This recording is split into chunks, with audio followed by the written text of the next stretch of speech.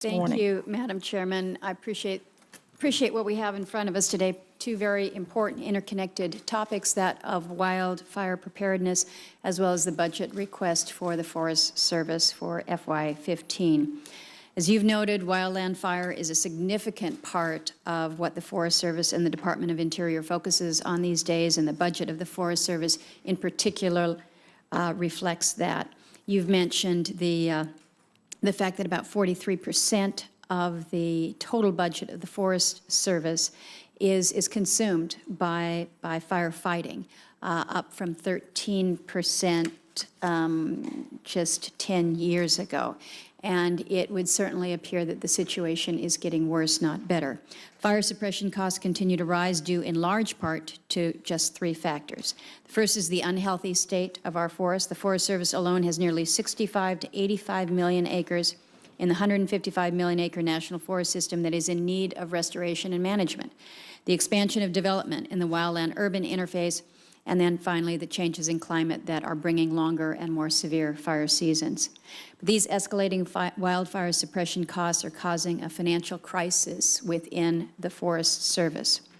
As you note, the Forest Service routinely exceeds its suppression budget, causing it to transfer hundreds of millions from other important programs until some indeterminate date in the future. And ironically, some of these transfers come from programs such as hazardous fuels that could actually reduce the costs of suppression in the long term. Madam Chairman, I think this is a bad way to budget, and it really has very real, very negative consequences for the management of the non-fire programs. To manage efficiently and effectively, these program accounts need to be free of the kind of disruption that fire borrowing causes.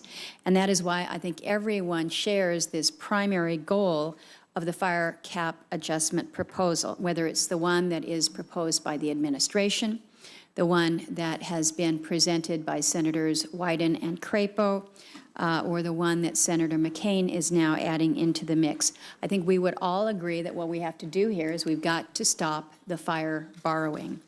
So the bigger question then is, how do we do this in the most fiscally responsible manner? We need a dialogue, and I think this is what we are starting. This is what is so necessary today. I do believe that we can reach a resolution of the issue that not only fixes the problem, but is also politically tenable in the currently fiscally constrained environment. We know that budgeting is about priorities. It requires us to be strategic and efficient with our limited resources. There are trade-offs, we all recognize that, but I'm not sure that the choices that have been made in this budget are going to help the communities that are dependent upon our national forests for economic survival.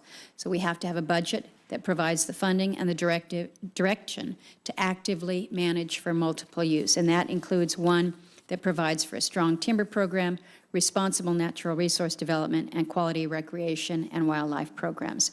I will have an opportunity to speak with the Chief when he comes up in the second panel.